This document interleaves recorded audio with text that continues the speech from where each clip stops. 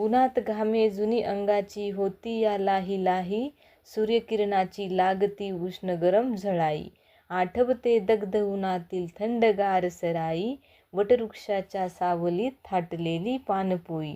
रखरखत्या उन्हात सुटतो अवखळ वारा. धुळी संगे पाला पाचोळा जाई या उंच अंबरा.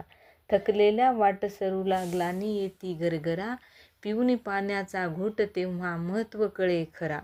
त्या दिवसात चोहीकडे पडते कडक ऊन. सारखी सारखी लागते साऱ्यांना मोठी तहान.